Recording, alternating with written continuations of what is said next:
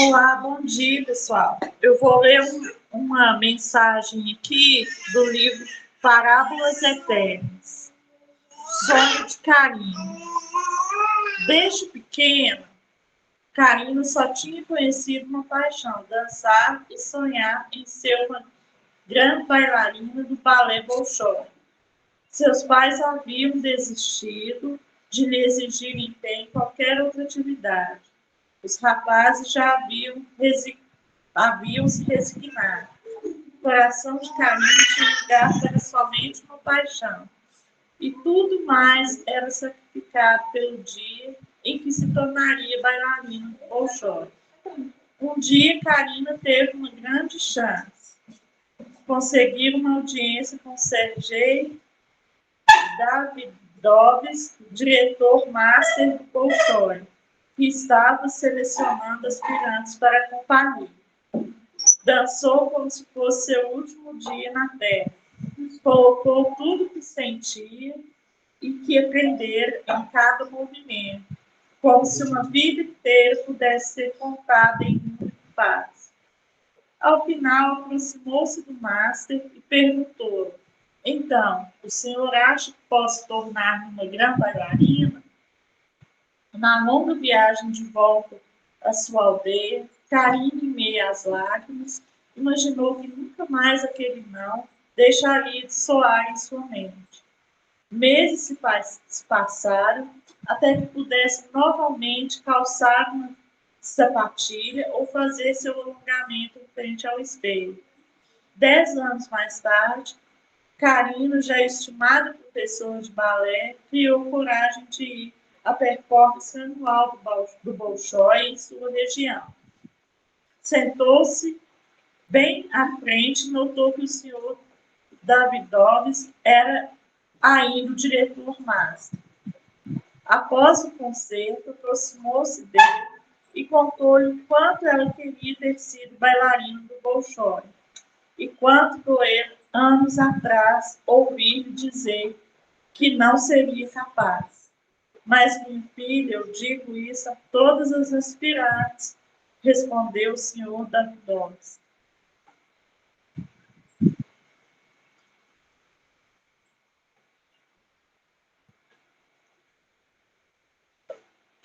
Bom, pessoal, bom dia mais uma vez. Vamos fazer nossa prece.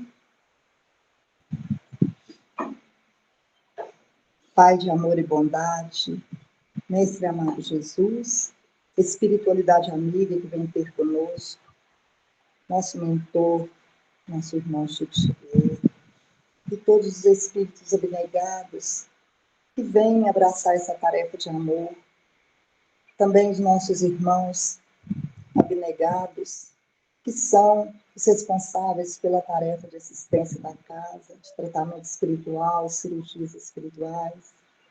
Nossa gratidão, gratidão por todo o trabalho, por todo o amparo, por tudo que nos dá, todas as bênçãos que recebemos. Senhor, nós te agradecemos esse dia lindo que o Senhor nos proporcionou, com essa oportunidade de estarmos aqui mais uma vez conectados, encarnados, desencarnados. Muita gratidão, Senhor, por essas oportunidades, por essas ferramentas que temos tido de trabalho, de aprendizado. Pedimos, Senhor, que cuide dos nomes nos nossos cadernos de prece, coloca uma pitada do vosso amor nas nossas águas, para que dela possamos retirar as benesses, os fluidos salutares para nosso espírito e nosso corpo físico. E também, Senhor, inspire o nosso expositor Vicente Andrade na manhã de hoje, para que possamos sair daqui saciados por esse banquete de amor que é as bem-aventuranças. Graças te damos, ó Pai. Gratidão, gratidão. Que assim seja. Vicente, uma hora para falar com a gente. Deus te abençoe, seja bem-vindo. Vamos lá.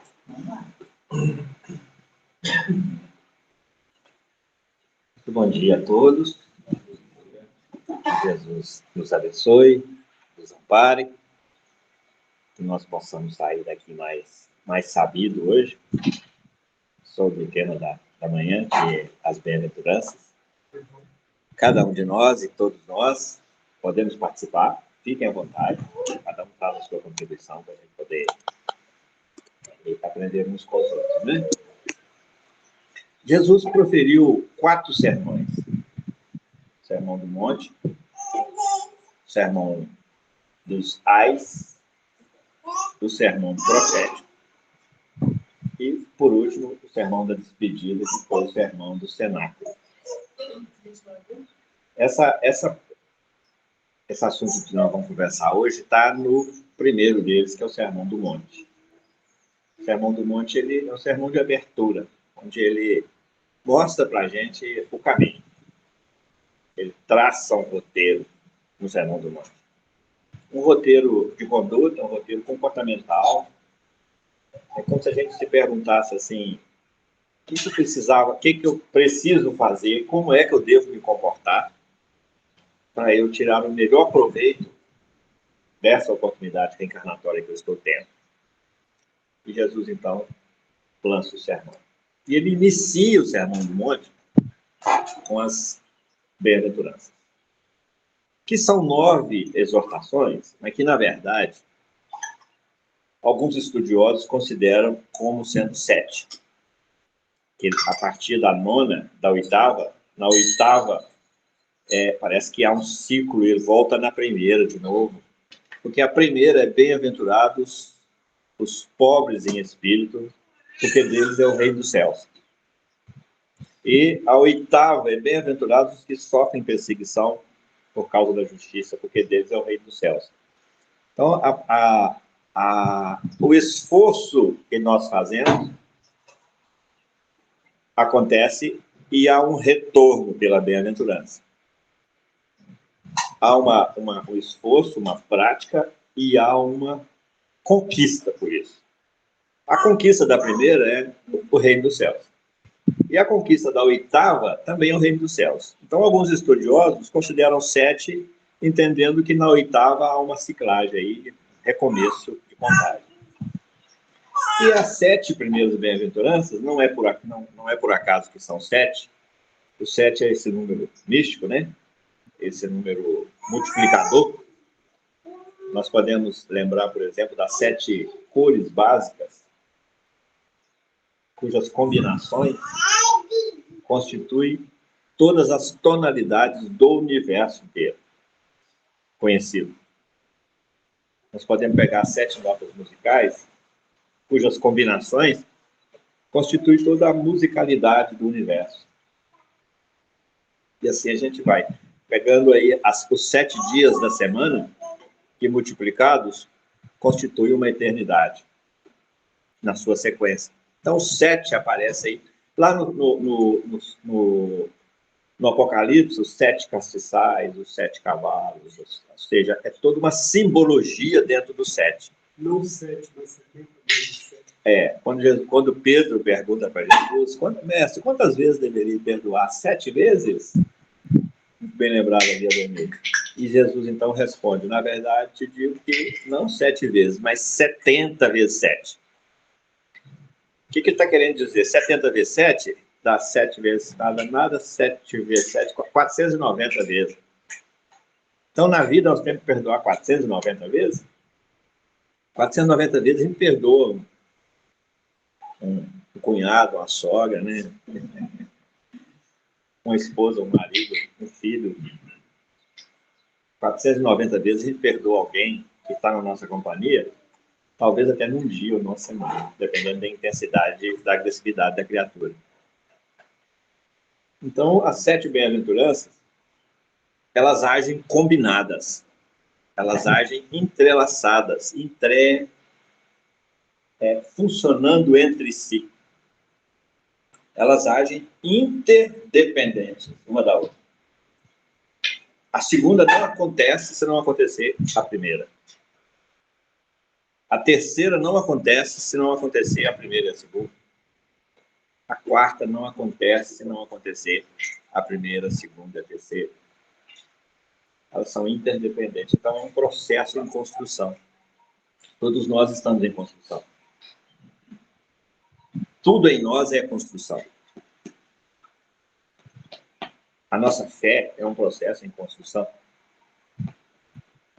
A fé, está lá no Evangelho segundo o Espiritismo, a fé necessita de uma base. Base essa que é a inteligência perfeita daquilo em que a gente quer crer. Está lá no Evangelho segundo o Espiritismo, essa definição, no capítulo A Fé Transporta Montanhas. Então, a fé necessita de uma base, ou seja, ela é um processo em construção. É uma base que é a inteligência mais perfeita que a gente puder ter daquilo que é destinatário da nossa fé, que é Deus. Então, hoje a gente precisa de rever esse conceito de Deus na nossa vida para que a gente vá adquirindo uma fé mais sustentável, menos oscilante. Quando Jesus termina o Sermão do Monte,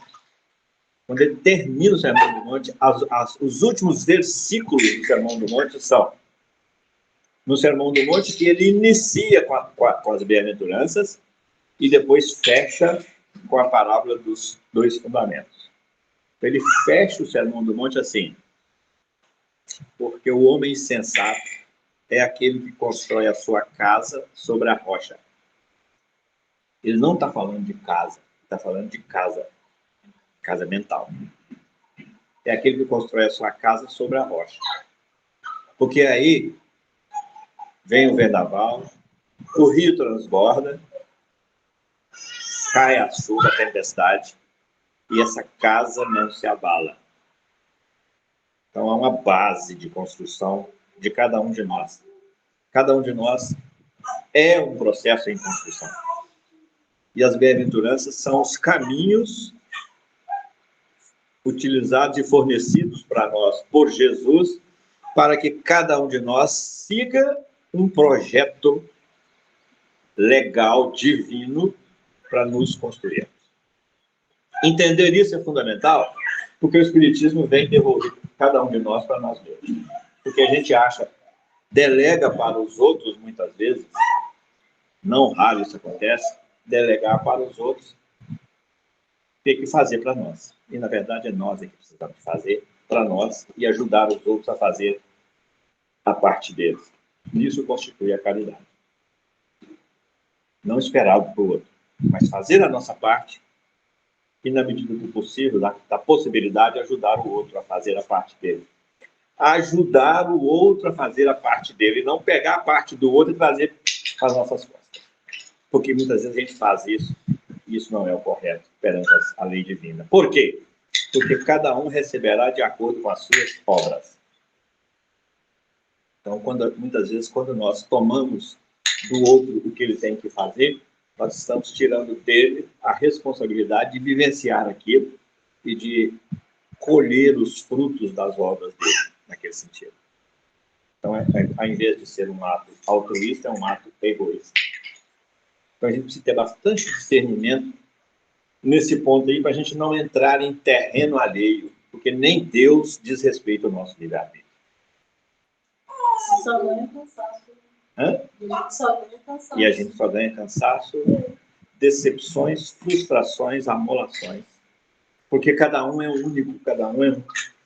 E a gente não entra no espaço do outro. Isso é desrespeito. A palavra respeito precisa de ser repensada por todos nós, porque ela tem uma profundidade, tem uma abrangência muito grande.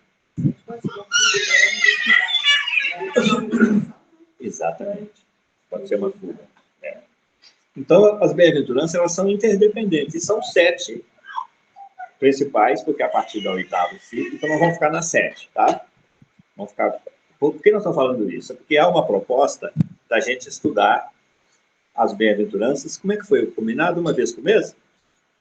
Uma vez por mês, da gente fazer esse estudo delas combinadas. E hoje nós vamos iniciar esse estudo e depois nós vamos, na sequência, desenvolvendo, fazendo sempre essa amarração numa com a outra, como elas de fato são. Porque muitas vezes a gente chega aqui, nessa encarnação, e fala assim: se eu conseguir, nessa encarnação, se eu conseguir atingir a bênção da paciência, está muito bom.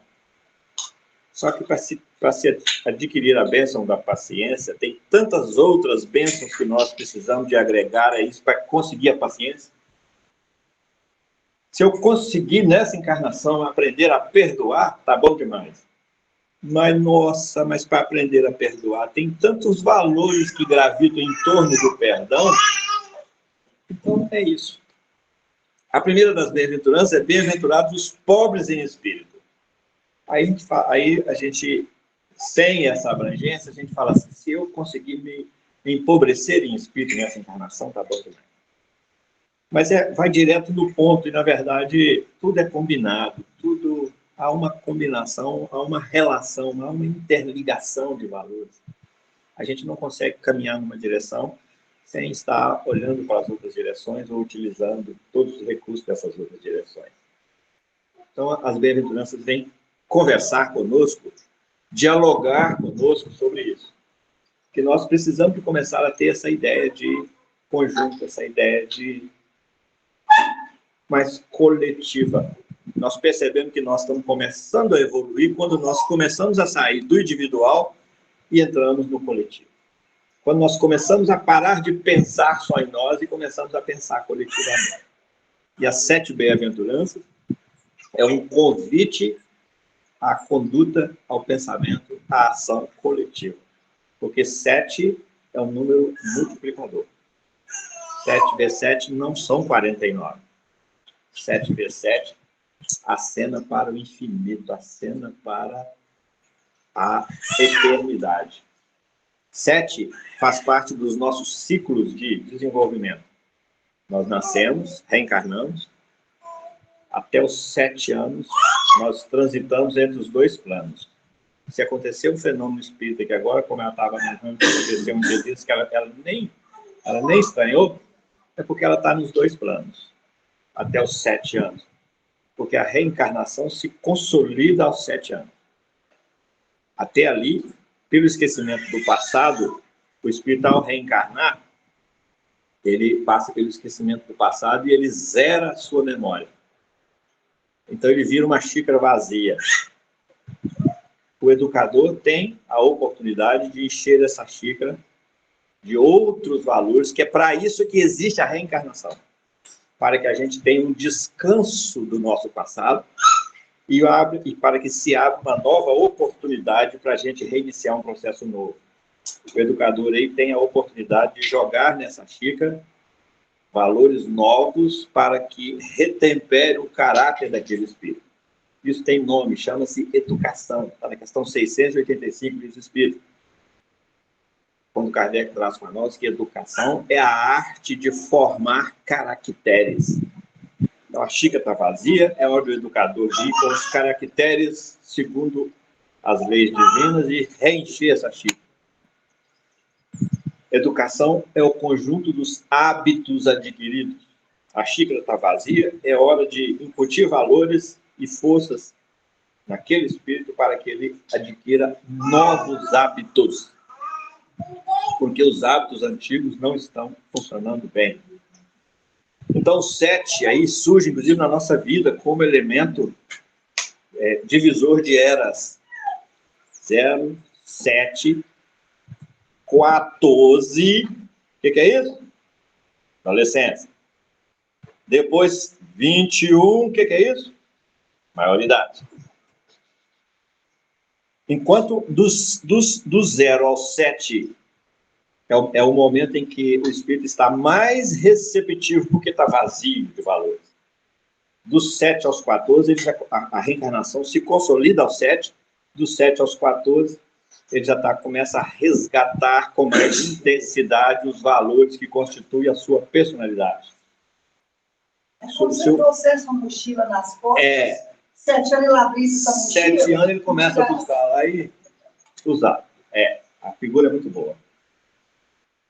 E aí ele começa a usar os dele. Se não tem os novos, ele começa a usar os dele de passado, porque nós somos imortais e temos vidas pregressas. Hein? Já modelado pelos pais nessa infância, algum caractere negativo? Alguns também.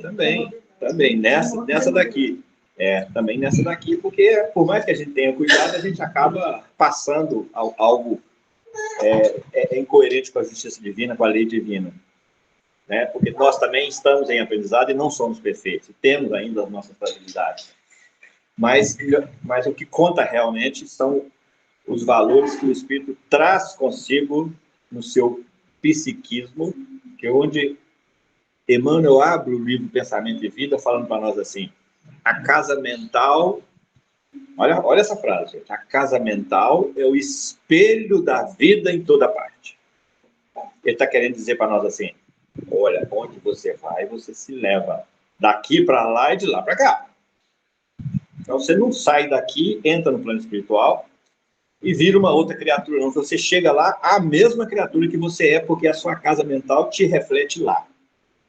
Você não sai do plano espiritual e vem reencarnar aqui e vira santo para outra, vira outra criatura. Não, você vem do jeito que você é. Temporariamente, por bênção de Deus, você vai esquecer esse jeito que você era para você ter garantido uma isenção para você acessar novos valores.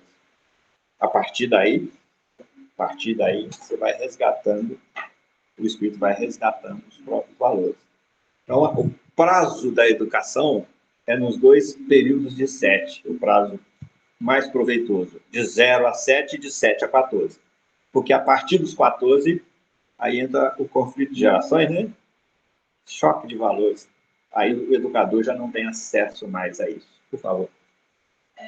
Quando você fala da primeira fase, né, que é o processo, às vezes eu fico analisando isso de acordo com a bibliografia, né? É de 1, hoje em dia eu estou de 1 a 5. Então, a gente tem, como você está na educação, a gente tem muitas situações, muitas médias de comparação. Quando você pensa na sua família, na sua casa, você pensa em uma quantidade de filhos de crianças. Quando você pensa no centro educacional, você tem, né, uma pluralidade enorme. Então, às vezes eu fico pensando, às vezes eu tenho acesso direto ali a 15, 20 crianças diariamente, então a gente não deixa de analisar o comportamento. Então, assim, vamos supor, essas crianças de 3 anos, elas já têm uma personalidade forte. Então, assim, aí quando fala dessa forma, às vezes fica um pouco, igual você falou, muito no total e o meio fica meio que vai. Então, assim, já vem um instinto, vamos dizer, uma parte instintiva muito forte. Então, assim, eu não digo que tenha valores concretos, mas um instinto muito forte de personalidade, em todos os sentidos, né? De comportamento, de ação. Estou te ouvindo. Então, assim, o que eu falo, assim, que às vezes, quando a gente fala, até 7 anos, tá em branco, fica meio que muito radical essa não, em branco aí... Porque é muito forte já essas tendências, essas personalidades, principalmente atualmente. Atualmente, as crianças com 2, é o que eu falo. A gente está vivendo um momento agora que está tendo muito transtorno de hiperativismo, transtorno de autismo, transtorno psicológico nas crianças na primeira infância. Então, a gente vê que isso já está vindo, né, dentro desse processo, desse novo processo internacional, está vindo muito acentuado. Né? Então, a gente percebe. Oi? Genética também. Não, mas a genética a genética física e espiritual é ligada, né? Então, assim, você traz... Aqui, pode continuar. Então, eu falo assim, que às vezes é tão estranho que a gente compara as crianças de uma outra geração, há 10, 15, 20 anos atrás, as de hoje. Quanto que essa personalidade, esse período aí de 7 anos, já está muito que... já mostra demais uma personalidade futura. Né? De como que aquilo ali já tem vindo, as crianças já têm vindo com muita bagagem, muita inteligência, muita personalidade, muita informação, e nisso já vem ali essa coisa. A coisa se inicia no nascimento. E o processo de aprendizagem, quando inicia no nascimento, imediatamente após ali a chegada, ele inicia o processo de aprendizagem. E imediatamente também inicia-se o processo de manifestação das tendências no espírito. Kardec pergunta assim para os espíritos, como é que eu posso saber, em outras palavras, como é que eu posso saber de que natureza foi a minha última encarnação? E os espíritos respondem assim, observar as vossas tendências. nós trazemos de reencarnações passadas tendências muito fortes, impregnadas no nosso psiquismo e que vem manifestar nessa fase. Porque tão logo o espírito começa a se exercer na reencarnação, os valores espirituais dele já começam a se manifestar. Tem gente que já nasce assim, tudo tá bom. Então, aqui, outro já é mal-humorado. Essas tendências incluem tudo, assim, as imperfeições que eu tenho, as facilidades que eu tenho com alguma coisa, vai incluir tudo. iniciando o Sermão do Monte, que nós estamos falando hoje, iniciando, Jesus fala assim, Mateus escreve assim, e Jesus, vendo a multidão, subiu ao monte, chamou para junto de si os seus discípulos e, abrindo a sua boca, os ensinava, dizendo, e aí ele lança a primeira bem-aventurança, bem-aventurados os pobres em espírito, porque deles é o reino dos céus. E Jesus, vendo a multidão, será que era multidão de cabeça, de gente? Quando ele olha para você, quando ele olha para mim, quando ele olha para esse neném aqui, quantas criaturas ele enxerga nela? Quantas personalidades de passado ele enxerga nela? Cada criatura, cada um de nós, é um complexo de individualidades exercidas em outros momentos. Então, quando Jesus olha e vê a multidão, ele olha para cada um de nós e enxerga a multidão que está em nós. Cada ponto desse aqui é uma existência nossa, uma encarnação nossa. Porque nós somos espíritos únicos e imortais. Se nós somos imortais, e estamos aqui agora, que nós já tivemos em outros momentos. Então, aqui são as nossas encarnações. Kardec vem e pergunta assim, de que natureza eu posso saber que eu fui na última encarnação? Vamos pegar essa aqui, ó. Essa aqui é a última. Como sendo a última. Qual que é a natureza dela? A natureza dela é o somatório de toda a natureza, de todas as outras existências. Concordamos? Assim como hoje, hoje, essa nossa encarnação hoje aqui, a linha está aberta porque nós ainda não morremos. Mas vai morrer. Queria falar, não, mas vai. Vamos. Hoje, nós estamos aqui. Como é que nós somos aqui hoje? Quando o Kardec pergunta assim, como é que eu posso saber se natureza foi a minha última encarnação? Essa aqui? Eles falam assim, observai as vossas tendências.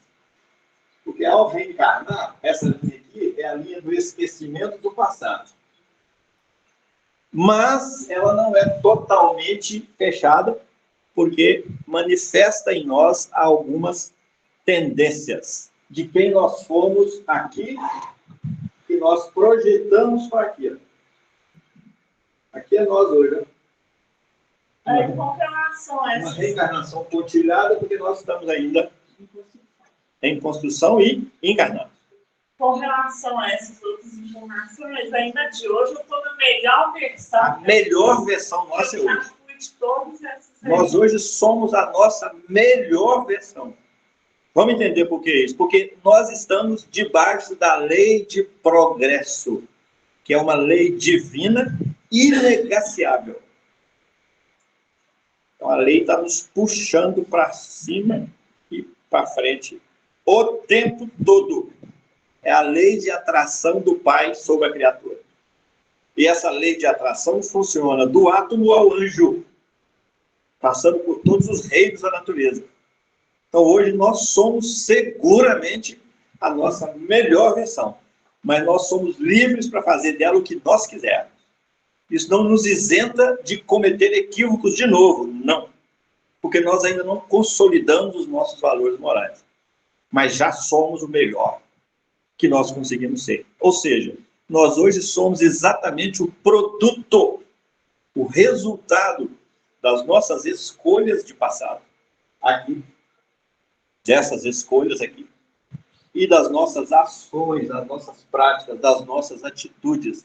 Porque tudo isso fica registrado em nossa casa mental. E a casa mental é o espelho da vida em toda parte. Onde a gente vai, a gente se leva. Então, a criancinha, quando chega, assim que ela chega aqui na reencarnação, no primeiro dia, ela já começa a se exercer como ser pensante e como ser inteligente, que somos os únicos seres da natureza que somos inteligentes. Ela começa a se exercer aqui e a utilizar psiquicamente o que ela já possui, em forma de tendências. Como você fala que é docente, a criança, o espírito transita, né, entre os dois mundos, seria nesse ponto aí que ele faz essas oscilações de personalidade, devido a esse período que ele está, né, meio transitório ali, que tem essa possibilidade de oscilar ali nessa personalidade? Com a mesma naturalidade que ele lida com as questões materiais, físicas, ele lida com as questões espirituais. Aí, aos 7 anos, por quê? Porque até então ele está em reencarnação. Aos 7 anos se consolida esse processo, aí ele reencarnou. Aí começa a fechar, isso aí é muito comum nessa fase, aí a criança conversar, ter amiguinhos, ter amigo invisível, é tão comum isso. Enxergar, vó que já foi, enxergar, de conviver, mesmo viver, ficar transita entre os dois planos com muita facilidade.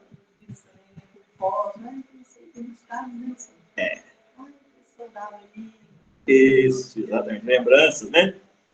Então, aqui começa, fecha-se aqui a linha do esquecimento do passado, né? Ó. Só que fica algumas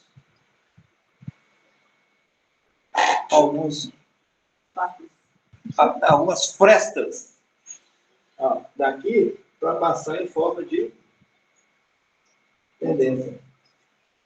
Deixa eu ver se eu acho um outro aqui, que esse aqui não está escrevendo, não. Para passar em forma de tendência. Daqui, ó, passa para cá, ó. Em forma de tendência. Aí a manifestação chega em forma de tendência, o educador é que precisa, que tem a responsabilidade de avaliar isso e fazer a correção. Daí, isso é o educar. Incutir novos hábitos e construir novos caracteres no espírito. Porque os caracteres é que formam o caráter. E os hábitos, os novos hábitos, é que vão redefinir novos comportamentos e novos resultados, que é o objetivo de cada encarnação. Então, quando ele fala, e Jesus, vendo a multidão que mora em cada um de nós, chama para junto de si os seus discípulos, porque quando nós acessamos o Evangelho, nós acessamos com a mente cósmica nossa. Chama para junto de si os seus discípulos e, abrindo a sua boca, os ensinava, dizendo, bem-aventurados. Aí começa a traçar o caminho para alterar tudo isso que está aqui, que precisa ser alterado, porque as reencarnações existem para isso. Tranquilo daí?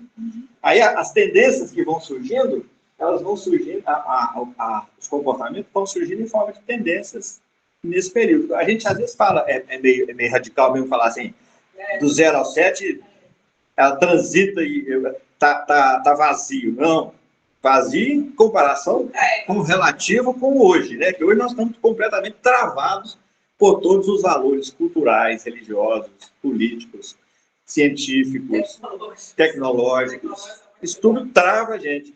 Então, nessa fase, é a fase que a criança está mais receptiva, está mais aberta, está mais destravada para rever os seus valores e os seus conceitos. Às vezes até enfrenta a gente, mas aí a gente precisa de com muita habilidade ir mostrando o outro lado. Isso tem nome, chama-se oferecer a outra face, que Jesus recomenda no Sermão do Monte. Porque ela apresenta para nós uma face feia, segundo o nosso conhecimento da lei divina, que ele é feio. Vamos falar feio na pobreza da nossa linguagem, né? É equivocado, precisa ser corrigido. Então, o educador precisa de se posicionar ali para corrigir aquilo, oferecendo a outra face, a face bonita. Porque o oferecer outra face é porque tudo na vida é dual. Tem o feio e o bonito, o são e o doente. O longe e o perto. O que mais? Nossa, aí nós vamos entrar aí com quantidade de dualidades. Hein? Treva e luz. E assim. Então, por isso oferecer o violento e o manso. Se alguém te ofender, uma face. Se ofende é porque é violento. Ofereça a outro, qualquer outro. A não ser todos. E nós temos uma dificuldade demais, enorme de ser manso. Exatamente porque ainda não conseguimos a primeira bem-aventurança e nem a segunda, porque manso é a terceira. Como é que nós vamos ser mansos se nós ainda não fomos acolhidos, não fomos consolados na segunda e não nos empobrecemos um pouco em espírito na primeira? Então as pessoas precisam ser adestradas. Tem como... Adestrado, né? Tem como educado uma vez, não, sabe? Não é mesmo, ela está falando sério mesmo. Com isso a gente... Eu falo a filha do meu colega, ela tem 6 anos. Ela mais tempo que ela falou. A filha da minha amiga tem 6 anos. Você tem que ver o que ela faz com a mãe dela. Ela bate na cara da mãe dela. Fala assim, não deixa. Não deixa, tá aqui pra você educar ela. É amor, na verdade, mas não pode. E isso acontece, tem acontecido. É pra brincar com a menina, sabe o que ela faz? Ela tá na cabeça da menina, né? E isso está acontecendo com muito mais intensidade. Olha aqui, em 1850, há 173 anos atrás. Olha o que é isso, 173 anos. A Terra tem 4,5 bilhões de anos, segundo a ciência. Então, há um século e mais 73 anos atrás, nós éramos 1 bilhão de almas no planeta. 1 bilhão. Hoje, 2023, nós somos, em 173 anos, aumentamos 7 bilhões de almas no mesmo planeta. A porteira está aberta. E passa boi e passa boiada. Então, aí nós vamos entender a natureza dos espíritos violentos que nós estamos recebendo hoje aqui. E nós vamos entender, ao mesmo tempo, a misericórdia do Cristo para colocar esses espíritos mais violentos próximos daqueles que são capazes de oferecer para ele a outra face, que é a face da mansuetude. É que você fala bem, é bem relacionado, porque a gente tem percebido, nesses espíritos que você fala, eu falei sobre esse bom momento da nação, esses desequilíbrios morais, esses desequilíbrios mentais, esses desequilíbrios de comportamento, de exagero, de muita informação, ao mesmo tempo muita agressividade, muito discurso, muita personalidades muito alteradas nesses espíritos que estão chegando. Mas é difícil entender, não é, Cleidilane? Entender o que a gente tem conseguido pelo nosso momento também que a gente está, mas assim, a gente percebe o quanto essas pluralidades de personalidades e de problemas que vêm, o pessoal joga na família, não é só a família. Esses problemas que esses espíritos têm, essas dificuldades, elas estão muito gritantes, né? Elas estão muito, essa diversidade está muito clara no nosso contexto hoje.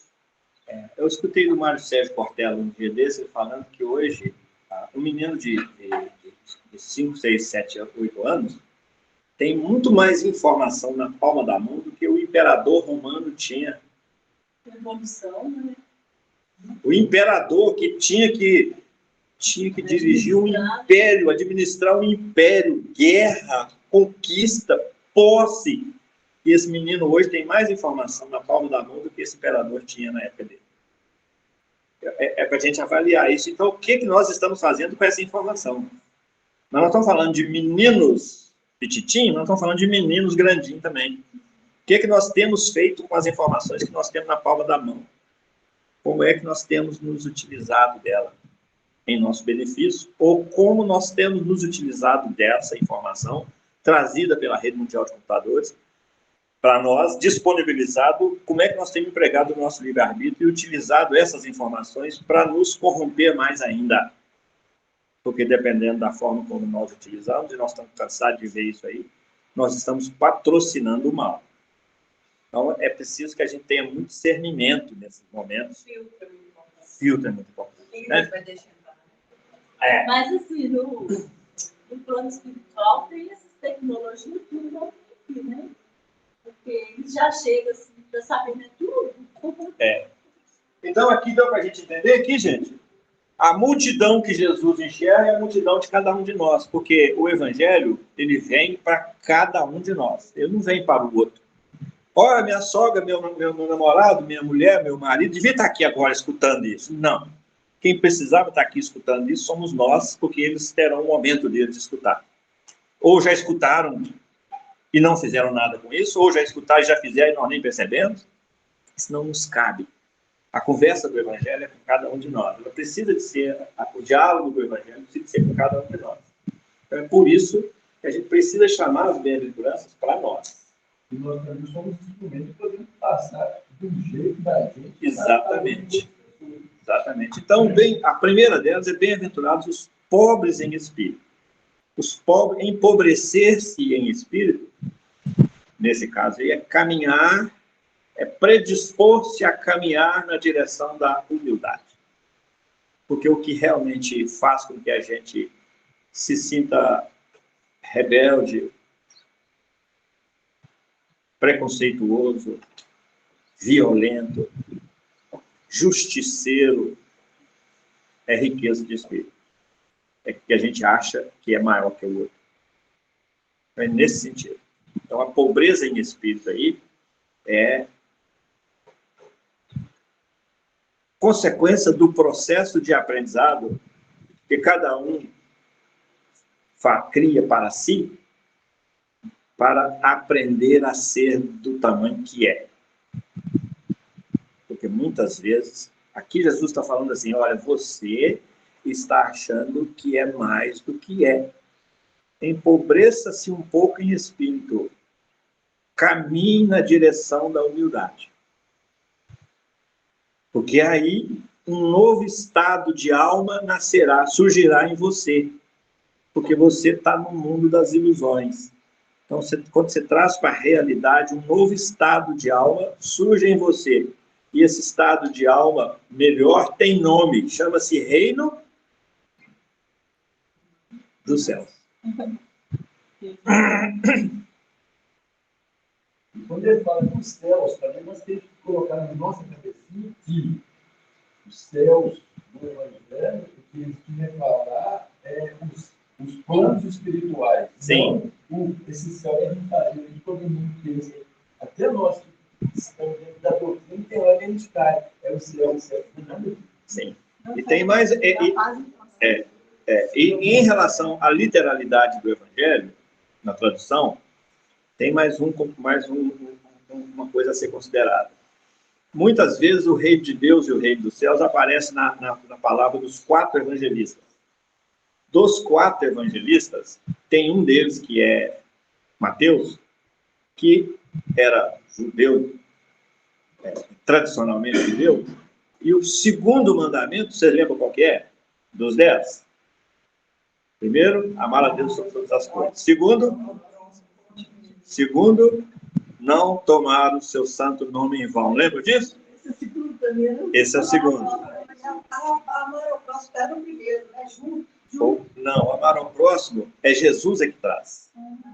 Quando o doutor da lei lá pergunta para Jesus, mestre, qual é o maior dos mandamentos? Aí Jesus fala assim, amar a Deus sobre todas as coisas, esse é o primeiro mandamento. E o segundo mandamento eu lhe dou, que é amar ao próximo como a si mesmo. Então, mas no primeiro mandamento, o amar ao próximo veio daí a alguns milênios com Jesus. Porque naquele momento, o máximo que a gente conseguiria com os 10 mandamentos, na época dos 10 mandamentos, o máximo que a gente conseguiria ser um pouco mais justo com o próximo. Amar já era pedir demais. Por isso é que Moisés derruba o olho por olho, dente por dente, a lei do mais forte, porque era a lei do mais forte. Quem era mais forte dominava o outro. Aí Moisés avança um pouquinho e traz assim, olha, Jeová manda que a partir de agora seja olho por olho, dente por dente. Ou seja, não vale mais a lei do mais forte. Então, por isso a primeira revelação é chamada revelação de justiça. É porque o máximo que a gente conseguia assimilar naquele momento, em termos de interioridade, é a justiça, e não ainda o amor. O amor estaria reservado para Jesus trazer a revelação do amor na segunda. Então, por isso, lá era mais na justiça. Por isso, os 4 livros de Moisés, os 5 livros de Moisés, o primeiro Pentateuco, que é o de Moisés, ele tem um nome que se chama lei, a lei, ou a Torá para os judeus. Quando o doutor da lei pergunta para Jesus qual era o maior mandamento, ele fala assim: amar a Deus sobre todas as coisas, esse é o primeiro, amar ao próximo, esse é o segundo, aí ele fecha, ele arremata. Porque aí está a lei, tudo que foi ensinado por Moisés e tudo que foi ensinado pelos profetas. Porque aí está a lei e os profetas. A base de toda a justiça trazida pela lei era preparar cada um de nós para amar a Deus e amar o próximo. Porque naquele momento a gente só respeitava, não amava. Porque amar não é respeitar. A gente às vezes confunde. Eu concordo, eu respeito, concordo, mas eu ainda não sou conivente. É a postura que nós precisamos de avaliar nos nossos preconceitos. Todos os preconceitos que nós temos. Nós estamos amando, desenvolvendo uma forma de aceitação amorosa ou respeitosa? Ou justiça, ou só justa? É para a gente avaliar isso, né? Dentro de cada coração. Então, não colocar seus santos nomes. Então, o segundo dos 10 mandamentos é não praticar o seu santo nome em vão. Não falar, não tomar o seu santo nome em vão. Por isso, Mateus usa, no evangelho dele, reino dos céus. Enquanto que Lucas, Marcos, João, com outra cabeça, usam reino de Deus. Isso é utilizado em todas as vezes que isso aparece. E se a gente for lembrar, cada uma das parábolas, quase todas elas, se inicia assim: pois o reino de Deus é semelhante a... pois o reino dos céus é semelhante a... Se a gente olhar no evangelho de Mateus e nos outros evangelhos, vamos ver que um fala reino de Deus, outro fala reino dos céus. Isso aí para trazer esse zelo com a questão da palavra, né, da letra. Agora, o que nós estamos fazendo com isso? Hoje, por exemplo, chega para nós a terceira revelação e fala para nós assim: olha, você é um espírito imortal. Ah, mas isso eu já sabia, as religiões já falavam. Tá, mas as religiões falavam que você era imortal a partir dessa vida. Agora, o Espiritismo chega e fala assim: você é imortal, mas você não é imortal a partir dessa vida. Porque você, nessa imortalidade, tem outras experiências. E você hoje é um produto dessas experiências de imortalidade. E que você hoje é só um esboço do que você poderá ser em termos de evolução espiritual. Aí diferencia tudo, porque se a gente toma que a imortalidade hoje é só a partir dessa encarnação, aí Deus tem um perfil para nós. Porque aí nós vamos falar: uai, se é a partir de agora que a gente é imortal, então nós somos criados agora. Então eu fui criado melhor do que um que nasceu paralítico. Então eu fui criado melhor do que um que nasceu cego. Ou então alguém rico, inteligente, bonito, foi criado melhor do que eu, que não sou nem rico, nem inteligente, nem bonito. Então tem um trem errado aí, Deus está injusto. Então, se Deus não é a perfeição e não está errado, quem está errado sou eu em compreender da forma como eu estou compreendendo. Então, eu preciso rever a minha fé. Então, aí vem a imortalidade a partir da criação, que Deus nos cria. E aí começamos o nosso processo de evolução. Aí sim, Deus já fica um pouco mais compreensível. Por que um pouco mais compreensível? Porque ele é muito grande para a gente compreender totalmente, né? Sim? Quando Deus nos criou como seres inteligentes, simples e inteligentes. Simples e ignorantes. O que quer dizer isso? Então, aí a gente, como co-criador, seria a gente formando nossa característica também, que nós somos o espelho do que fomos, né? Então, isso aí é ser co-criador. Questão 132 do Livro dos Espíritos é objetivo da encarnação do Espírito, em que ele fala. E a questão 115 também mexe com isso. A 132 ele fala o objetivo da encarnação, que nós precisamos de vivenciar a experiência da matéria, nós precisamos de contribuir com a parte que nos toca na obra da criação, e vai por aí fora. Nós precisamos de vivenciar as vicissitudes da vida. Que são vicissitudes? Dificuldades. Para que nós precisamos de vivenciar as dificuldades? Para a gente chegar na primeira bem-aventurança. Porque ninguém sai de uma dificuldade ileso de ter tido que voltar na sua origem e se redimensionar e se diminuir um pouco em espírito, se empobrecer um pouco em espírito. Cada dificuldade que surge na nossa vida tem um fito de nos fazer crescer, mas para crescer nós precisamos de nos empobrecer um pouco em espírito, porque o orgulho está falando muito mais alto. E muitas vezes... Minuto? O que é isso? Mas tem isso ali. Gente, primeiro 10 e 15. E não falamos nenhum das duas, então não valeu hoje não, tá? Hoje então vai ser bem-aventurado, vai ser A introdução. introdução e sermão do monte. A primeira e a segunda a gente fala na próxima. Então, a gente inicia de novo. Dentro dessa proposta. Mas nós precisávamos de fazer essa introdução mesmo, de qualquer forma, para que a gente se localize dentro do primeiro sermão, que é o Sermão do Monte. E nós falamos de como Jesus arrematou o Sermão do Monte e não terminamos. Que ele fala assim, porque o homem sensato é aquele que constrói a sua casa sobre a rocha. O que é construir a sua casa sobre a rocha? Rocha, base.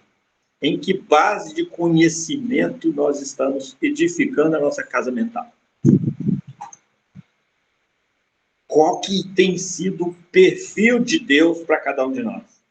Será que a gente acha que ele perdoa como nós imaginamos que seja perdão? Emmanuel fala para nós que a reencarnação poderia ser considerada como sendo a expressão do perdão divino, se é que Deus pudesse perdoar. Então, o que é perdão para nós? Será que Deus perdoa do jeito que nós queremos? Cada um receberá de acordo com as suas obras, e nós queremos de graça. Então, nós precisamos de redefinir esse perfil divino para nós, para que a gente faça uma viagem na primeira bem-aventurança e se redimensione. É sempre lembrando de colocar o amor em prática do seu corpo. Perdão. A partir de hoje eu vou perdoar fulano. Não perdoa. Não perdoa. Se engana, arruma um monte de coisa, mas não perdoa. Porque o perdão precisa de uma base. Precisa de uma base, ele precisa ser redimensionado. Nenhum de nós consegue atingir o perdão, ou pedir perdão, ou perdoar alguém, se a gente não descer na primeira bem-aventurança. E descer é força de expressão, é porque ele é a primeira. Na verdade, se a gente não subir para a primeira bem-aventurança. Porque toda vez que a gente se diminui, a gente sobe, espiritualmente falando. Em termos de humildade, em termos de valor, etc, etc. Então, quando a gente traz as bem-aventuranças, e quando a gente traz lá no Sermão do Monte essa palavra dos dois fundamentos, é preciso que a gente tenha um pouco mais de cuidado com essa base. E as 7 bem-aventuranças constituem, a compreensão delas constitui essa base. Para que a gente edifique o nosso edifício existencial em cima dessas bases, aprendendo, porque elas são 7. Primeiro, aprendendo a empobrecer-se em espírito, bem-aventurados os pobres em espírito, porque deles é o reino dos céus. Nós viemos aqui, o nosso destino é ser feliz, é reino dos céus, ou reino de Deus, é sinônimo de estado de alma melhor, feliz. Melhor estado de alma, mais feliz, mais equilibrado, mais harmonioso, mais tranquilo, menos pesado, menos adoecedor. Essa é a primeira. A segunda, bem-aventurados aflitos. Quem é que não está aflito? Porque serão consolados. Ninguém vai conseguir ser consolado se não tiver combatido, não tiver receptivo, porque quem é grande em espírito não está receptivo, é senhor de si, é autossuficiente. Então, o consolo não vem, nós vamos conversar sobre isso. A terceira é: bem-aventurados os mansos, porque eles herdarão a terra. Ninguém sem estar diminuído em espírito, cultivando humildade, ninguém consegue ficar manso sem isso. Ninguém que estiver revoltado, não consolado, desconsolado, não conseguirá ser manso. Atingir esse estágio de mansuetude, porque há dentro dele um grito de revolta, de rebeldia, de dor, de desconsolo. Então, estão vendo a amarração, a dependência? Bem-aventurados os que têm fome e sede de justiça, é a quarta. O que é ter fome e sede de justiça? Não está falando de fazer justiça com as próprias mãos, isso é coisa de violento. É fome e sede de justiça divina, justiça de Deus. Porque esses serão saciados. Ele está com fome de sede de justiça divina na sua vida primeiro, porque se ele não tiver passado pela primeira, pela segunda e pela terceira bem-aventurança, ele vai estar com fome de sede de justiça na vida do outro e não na dele. Porque ninguém oferece o que não tem. Então, primeiro a justiça tem que estar na gente. Depois vem a quinta: bem-aventurados os misericordiosos, porque alcançarão misericórdia. Ninguém vai conseguir ser misericordioso se não passar pelas quatro. Nós temos lampejos de misericórdia porque temos lampejos de passagem pelas quatro. Na hora que a gente consolidar as quatro em nós, nós vamos ser misericordiosos naturalmente, espontaneamente. Mas, enquanto isso, nós precisamos de ir nos disciplinando através das outras. Emmanuel fala para nós que a disciplina antecede a espontaneidade. Nós só vamos ser espontaneamente misericordiosos quando nós já tivermos disciplinado a mansuetude, o empobrecimento em espírito, a aflição, a fome e sede de justiça está saciada. Aí nós vamos ser misericordiosos. Fome e sede de justiça de Deus. Essa é a quinta. E a sexta: bem-aventurados os limpos em espírito, em coração. Limpos de coração. O que é limpos de coração? Já fez aquela faxina. Essas quatro aqui vão contribuir para que a gente faça a faxina do coração. Reveja valores, comportamentos, atitudes, decisões, escolhas, práticas. Isso vai ter uma consequência: limpeza do coração. Sem essas quatro, nós não vamos chegar aqui. Nós não vamos limpar nosso coração sem passar pelas quatro. Não tem jeito. É pré-requisito. Por quê?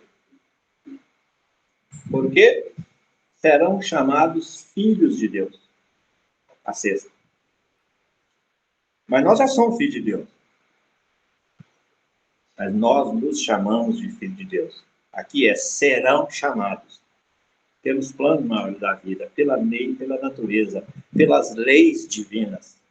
Nós somos chamados filhos de Deus, nós nos chamamos filhos de Deus porque nós reivindicamos isso. Mas será que nós merecemos, fazemos por merecer? Nós só vamos fazer por merecer ser chamados filhos de Deus na quinta bem-aventurança, na proporção em que nós formos limpando o coração, ou seja, retirando o mal da nossa existência. Tranquilo até aqui? E aí nós nem vamos precisar de cada. Não. Aí não precisa nem, vai chegar num ponto em que a gente independe-se da matéria. Sim, se livra da matéria. E a gente vai ver isso, inclusive, em gráfico depois. E a sétima é: bem-aventurados os pacificadores. Porque verão a Deus. Porque esses verão a Deus. Será que vê com os olhos? Ver a Deus é ver com os olhos?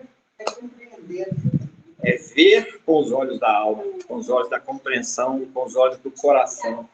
É ver na sua integralidade. É ver no sentido de compreender melhor e de caminhar na direção da comunhão com Deus. Comungar com Deus é poder chegar a falar assim, eu e meu pai somos um. Nós comungamos a nossa vontade, as nossas ideias, a nossa... Aí, chega na sétima, ver Deus. Como é que nós vamos conseguir esse estágio se nós não passarmos pelas outras 6? Como é que se vê Deus sem misericórdia? O reino de Deus está dentro de nós. Cada um tem um escutador na cadeia como de um aqui elevado, certo? E esse aprendizado dele com os seus filhos, com a sua evolução, que vai, né? A você. Quando Jesus fala para nós que o reino de Deus está dentro de vós, está dentro de cada um de nós, nós precisamos entender isso. É porque nós fomos, aqui na questão 115, Kardec pergunta assim, na questão 115 dos Espíritos, Kardec pergunta assim, acaso teria Deus criado uns espíritos bons e outros maus? Aí os Espíritos respondem assim, não. Deus criou todos os espíritos simples e ignorantes. E a cada um deles atribuiu determinada missão para fazê-los progredir e atingir a perfeição e a felicidade plenas. Questão 115. Qual a missão que Deus deu para cada um de nós? Foi diferente? A cada um, Deus atribuiu determinada missão. Cada um de nós é único, mas a missão é a mesma. Porque se der missão diferente, periga de ser pior para um do que para outro. E aí ele deixa de ser soberanamente justo e bom, que é a questão 13 do livro do Espírito, que traz para nós os atributos da divindade. Deus, para ser Deus, ele tem que ser soberanamente justo e bom. E se ele tiver atribuído missão diferente, mais difícil para um, ele deixou de ser justo. E deixou de ser bom. Então, a missão é crescer, evoluir. Cada um de nós recebeu essa missão, que é evoluir, para atingir a perfeição e a felicidade plena. E, ao nos criar, ele deixa em cada um de nós uma fagulha de si, que é a nossa centelha divina. Que é a nossa parte. O reino de Deus está dentro de vós, é essa centelha divina.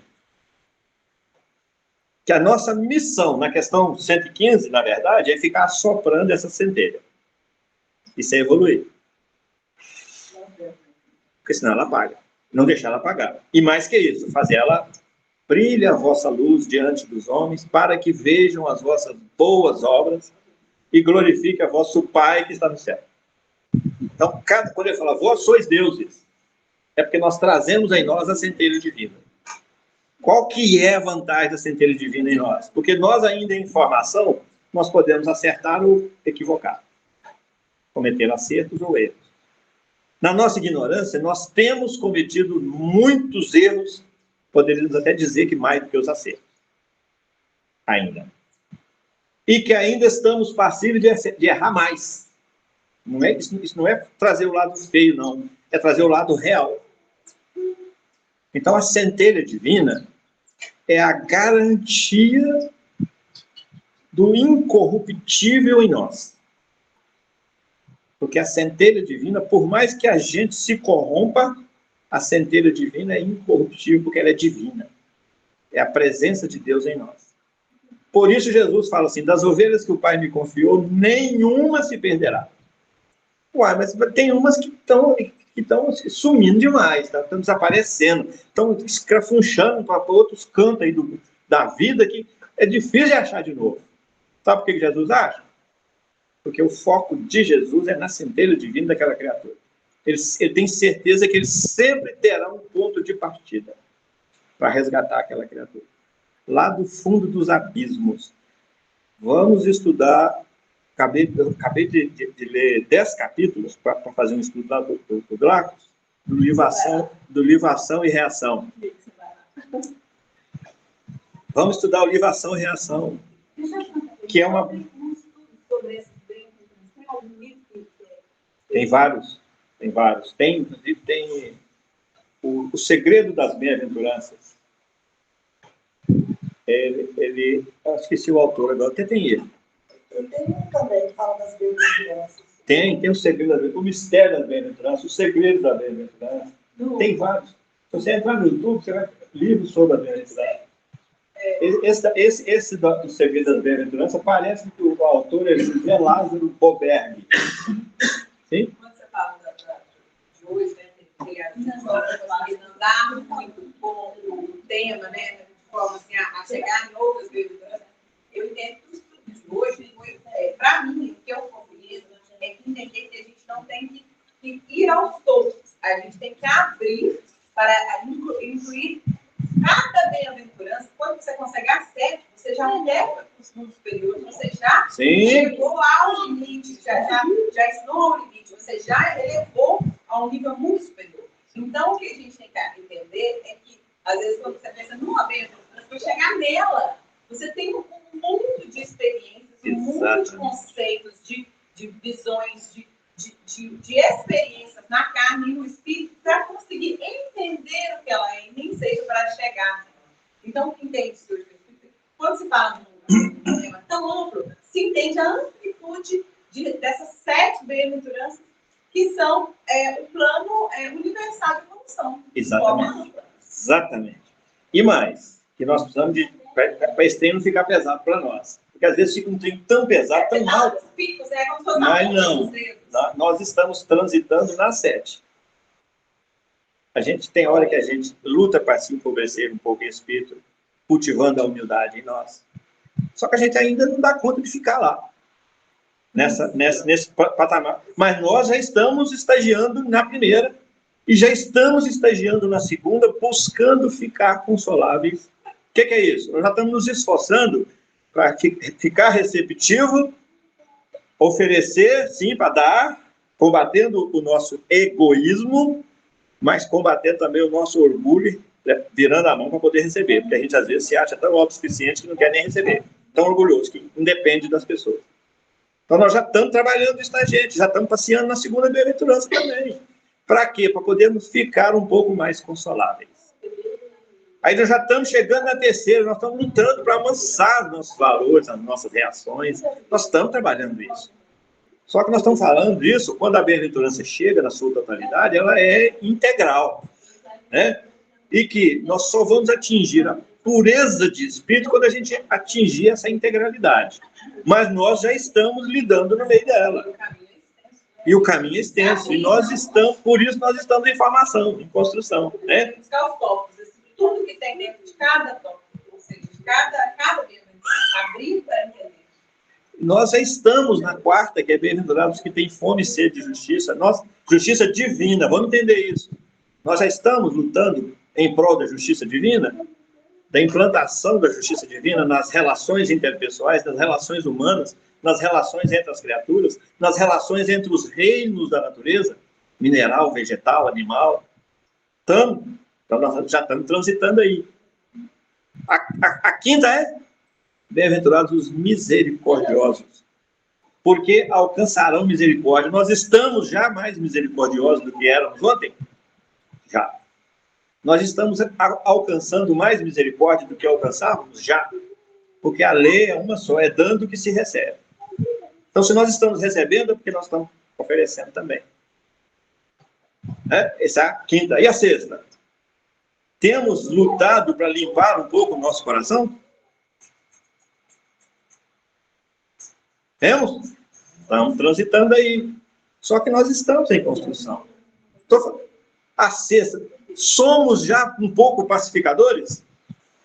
Já. Mas ainda não somos produtores de paz, como são os espíritos maiores. Tudo que produz é pacificador. Não. Mas por que nós estamos falando isso? Para a gente não criar um tabu, não criar assim, uma coisa que as bem-aventuranças são inatingíveis. Não. Elas são transitáveis.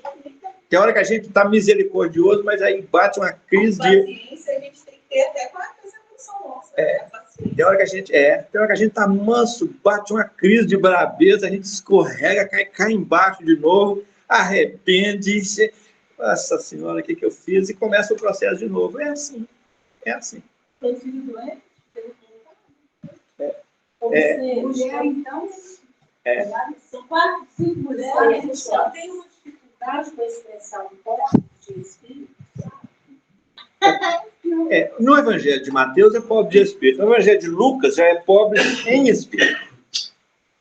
Então essa pobreza em espírito é um empobrecimento no sentido de perda. Porque de perda de valores, de orgulho que nós trazemos em nós. De ilusões. Não é pobreza material. É pobreza de valores e de recursos. Pobreza. Então, é no sentido mais de perda mesmo. Porque quando a gente. É isso aqui. Eu escutei uma expressão um dia desse, falei assim: toda vez que um ensinamento de Jesus entra em nós, entra mesmo, nós perdemos alguma coisa. Entendeu agora? No sentido de Valores, sentimentos. Você falou tudo, Dora. Valor negativo. Vaidade, orgulho. Toda vez que Deus entra no nosso coração, nós perdemos algo. Isso é empobrecimento do espírito. Eu perder algo negativo que eu tenho dentro de mim. Pobreza, perda, é pobreza de linguagem da gente. É porque Jesus é assim. É porque nós ainda estamos muito... Nós ainda estamos... Eu acho que é isso. Porque quando você pensa, você perdeu, mas você não perdeu, você ganhou, então seria enriquecimento. Mas para que haja espaço para o novo, é preciso tirar o velho. É preciso perder o velho. Seria até uma palavra já usada essas coisas enraizadas, esses preceitos enraizados da evolução. Então, perder é perder valores antigos para abrir lugar para outros novos. Dois corpos. Mas se perder valor, aí você está... Não é valores positivos, valores negativos enraizados no espírito. Mas se for valor, já é uma coisa positiva. Não, valor não é dinheiro. Valores são conceitos que você tem. A gente precisa de não ficar muito preso na letra, na literalidade. Quer ver? Eu não vim trazer, Jesus falando para nós, eu não vim trazer paz à terra. Eu vim trazer foi a dissensão, a discórdia. Se a gente pegar o pé da letra, aí ele fala, eu vim colocar o homem contra seu filho. O homem é a polaridade masculina, racionalidade. E nós somos racionais e produzimos racionalidades novas, filhas nossas, todo dia. Então, nós, homens, estamos produzindo racionalidade, filhas, todo dia. E uma chocando-se com a outra, para que haja trocas, perdas. Eu vim colocar a mulher contra sua filha. Mulher, a polaridade feminina, sentimento. Então, nós somos produtores de sentimentos. Produzimos sentimento todo dia. Os sentimentos novos que nós estamos produzindo são os sentimentos filhas. Muitos deles chegam entram em dissensão contra os sentimentos mães. Eu vim colocar a sogra contra a nora. A sogra é o tradicionalismo, é o conservadorismo. É o homem velho que nós falamos aí, tem que perder. Arrumar espaço. Eu vim colocar a sogra contra a nora. A nora é o novo que está chegando. A nora é o questionamento do conservadorismo. Todo o nosso conhecimento religioso, todo o nosso conhecimento que hoje é suporte da nossa fé, é velho. É velho. Hoje o Espiritismo chega convidando a gente a desenvolver uma racionalidade para a nossa fé. Porque nós acreditávamos, segundo os padrões culturais do globo, segundo as influências políticas, houve um momento em que a igreja se fundiu ao Estado e, por intermédio dos seus conselhos, ela cortou vários ensinamentos, inclusive o da reencarnação no mundo ocidental, foi retirado. coisa só durante muito tempo. Então, nós somos produto disso. Nós estamos vibrando com base nisso. Então, precisa chegar o novo. Para chegar o novo, o velho precisa ter. não tem espaço para os dois. Não tem espaço para os dois. Lá na física, 2 corpos não ocupam o mesmo espaço. Para que o novo chegue, é preciso que o velho seja retrabalhado. Não é morto, não. É reeducado, reprocessado, transformado. Então, esse empobrecimento em espírito aí, a gente precisa enxergar ele numa visão bem mais ampla. Gostei muito do seu questionamento. Porque a gente, às vezes, fica preso na literalidade da palavra e precisa pegar o contexto. O que é esse empobrecimento? É porque eu sou rico é de orgulho. Se eu fosse rico de valores bons, eu não estava aqui, não. Estava lá mais para cima. Então, eu preciso de me empobrecer desses valores orgulhosos que eu trago comigo, perdê-los, empobrecer disso. Bem-aventurado serei eu toda vez que eu conseguir me empobrecer em relação a um desses valores. É nesse sentido. Eu prefiro pobres em espírito. Eu prefiro em espírito. Lembrando, gente, que semana, no mês que vem, nós vamos continuar. Então, se vocês tiverem alguma pergunta, algum questionamento, pode até anotar, trazer. Nós vamos estudar todas elas e o Vicente aceitou, graças a Deus. Então, vamos deixar para o ano que vem a gente iniciar na primeira de novo, porque hoje a gente fez esse plano aí, né? Hoje só tem uma manhã e uma produção. Né? Beleza? Vamos apressar, nós, que não precisamos do passe. Tudo bem, gente? Ficou mais alguma coisa aí que ficou engasgado? Não, nós temos o resto do dia, pode fazer a resto, a gente conversa. Só por causa do passe. Eu estou de folga hoje, Vicente. Vamos. Depois você continua. Então, vamos fazer a nossa prece. Vamos